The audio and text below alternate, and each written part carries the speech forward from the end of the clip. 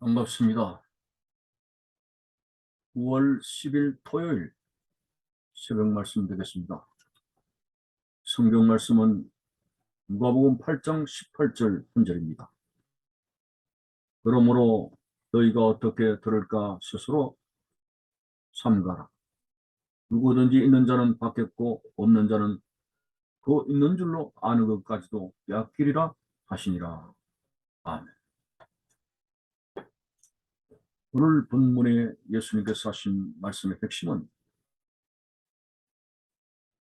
누구든지 있는 자는 받겠고 없는 자는 그 있는 줄로 아는 것까지도 빼앗기리라 는 말씀입니다. 이 말씀을 들을 때에 달란트의 비유가 생각이 나죠. 한 달란트, 두 달란트, 다섯 달란트를 종들에게 맡기고 주인은 잠시 타국을 갔습니다. 주인이 부탁한 것은 맡겨준 돈을 가지고 열심히 장사해서 이익을 남기라고 하는 것입니다. 자, 그런 지시를 하고 주인이 타국에서 볼일 보고 다시 돌아왔을 때 그 달란트 받았던 사람들을 불러 모아놨고 회개를 하는 것입니다. 너 얼마 벌었느냐? 너 어떻게 장사했느냐? 그런 것이죠. 우리가 잘 알다시피 무 달란트, 다섯 달란트 받은 사람은 이익을 남겨서 주인의 마음을 기쁘게 했습니다. 두 달란트 받은 사람은 또 두 달란트를 남겼고 다섯 달란트 받은 사람은 또 다섯 달란트를 남겼습니다. 착하고 충성된 종이라고 칭찬을 했습니다. 그러나 유독 한 달란트 받은 사람이 변명이 많았습니다. 게으른 생활을 했고 전혀 주인을 위해서 이득을 남기는 노력을 하지 않았습니다. 오히려 한 달란트를 땅에 묻어두고 주인이 올 때 고스란히 그 한 달란트를 돌려주면서 이런저런 변명을 보게 됩니다. 우리 주인은 심지 않은 데서 거두기 때문에 공돈을 좋아하지 않습니까? 자, 그래서 나는 전혀 주인의 돈을 손에 입히지 않기 위해서 그냥 고스란히 한 달란트를 돌려드립니다. 라는 그럴듯한 변명을 합니다. 그때 주인이 화가 났습니다.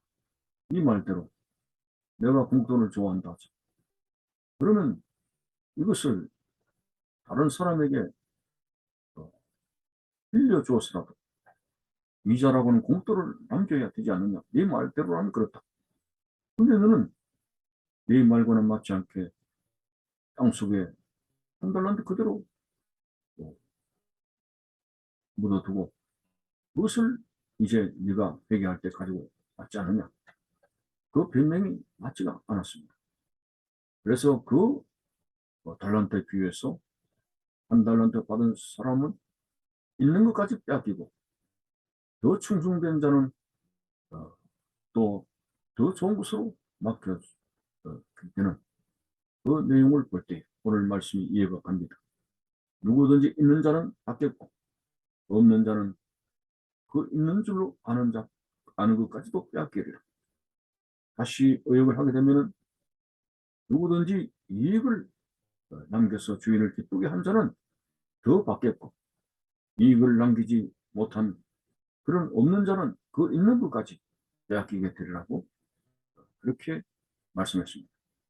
오늘 이 말씀은 지난 새벽에 16절, 17절 등불의 비유라든지 숨은 것이 드러난다는 그런 말씀과 공통적인 의무를 가지고 있습니다. 다시 말해서 등불을 켠다고 하는 크리스찬으로서의 예수님을 믿는 사람으로서 합당하게 삶으로 세상의 등불처럼 살아야 되는 그런 삶을 살아감으로 주님 앞에 충성된 종으로 산다는 것이고 또 17절은 언젠가는 드러나는 것이기 때문에 하나님 앞에 정직하게 살아야 된다는 그러한 면도 바로 주인 앞에서 내 생명의 주인 되신 하나님 앞에 충성되게 살아야 된다는 것을 강조하고 있는 오늘 본문의 말씀과 공통적인 내용을 이루고 있습니다. 참으로 오늘 우리는 하나님 앞에, 물론 우리는 예수 그리스도를 통해서 제3을 받고 하나님을 아버지라 부를 수 있는 자녀의 권세를 얻었습니다.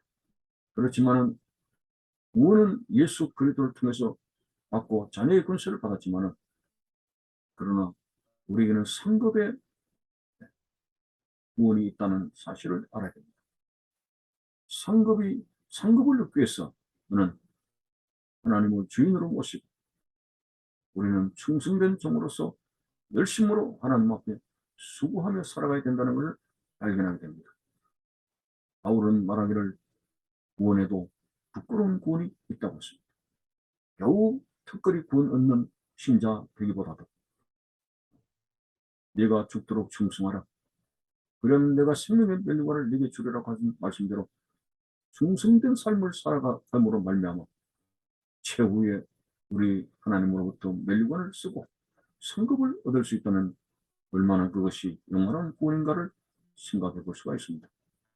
사도 바울은 청년 때 부름을 받아서 노년의 형장의 이슬로 순교하기까지 얼마나 충성된 복음 전도자의 삶을 살아갔습니까? 그는 순교를 앞두고 나는 나의 달려갈 길과 믿음을 지켰으니 이제 후로는 의의 재판장 되신 주님께서 나에게 멸관을 주실 것이미로다. 상급에 대한 큰 소망을 고백했습니다. 평소에 그는 운동장에서 다름질하는 자들이 다 달아날지라도 상을 얻는 자가 한 사람인 줄 알지 못하는 너희도 상을 얻기 위해서 다름질하라고 그렇게 선한 경쟁에 언급을 했습니다. 우리는 구원은 예수 그리스도를 통해서 받지만 이제 상급은 우리가 하나님 앞에 충성된 종으로서 살아가게 될 때에 상급을 얻는다는 이 사실을 알고 오늘 우리는 어떻게 하면 하나님을 기쁘시게 하는 아름다운 수고를 할 것인가. 이방인들은 하나님이 없기 때문에 그들의 살아가는 방식이 무엇을 먹을까, 무엇을 입을까, 무엇을 마실까, 그런 육신의 목숨을 부지하게 해서 온갖 수고를 다합니다. 자식을 부양하기 위해서 수고하고 똥을 흘리며 수고합니다.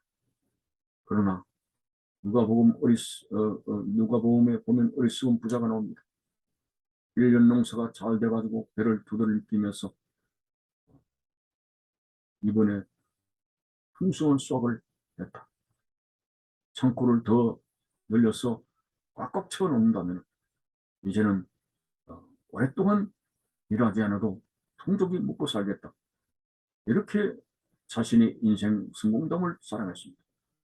그때 그런 수고를 한 그 부자에게 하나님은 나타나셨습니다. 어리석은 자요. 네가 그렇게 많은 수확을 거두었다. 네 삶의 단도를 했다고 만족하면서 배를 두드리지만 오늘 밤에 내 영혼의 주인 되신 하나님께서 내 영혼의 생명을 해소해 갈 때 내가 그토록 창고에 많이 채워놓은 것이 누구의 것이 되겠느냐 라고 물었을 때 유구무원이었습니다. 어리석은 자라고 하는 것입니다. 하나님을 위해서 수고하지 아니하고 자기 목숨 하나 자기 가족들 부양하기 위해서 돈을 쌓아놓고 죽도록 수고하고 애를 쓰는 그런 수고는 물론 게으른 사람보다 훨씬 낫습니다만 그것은 자기 목숨을 중심으로 하는 수고가 되기 때문에 상급하고는 관련이 없습니다. 살아도 주를 위해서 살고 죽어도 주를 위해서 죽는다는 바울의 고백처럼 우리가 땀과 눈물과 수고가 바로 하나님의 영광을 위해서 하나님의 나를 위해서 하게 될 때 충성된 종으로의 삶이 될 뿐만 아니라 하늘의 상급이 기다려지고 있다는 사실을 해서 무엇을 먹을까 입을까 마실까 내 목숨을 중심으로 한 이기적인 삶에서 떠나서 나를 구원해 주신 나의 구주 되신 주를 위해서 살 수 있는 나의 주님께서 맡겨주신 사명을 위해서 주님 몸된 교회를 섬기며 복음을 전하며 주의 뜻을 위해서 충성된 종으로서 많은 수고를 할 수 있는, 그래서 성급의 소망을 가지고 살아가는 여러분들이 되시기를 바라는 것입니다. 감사합니다.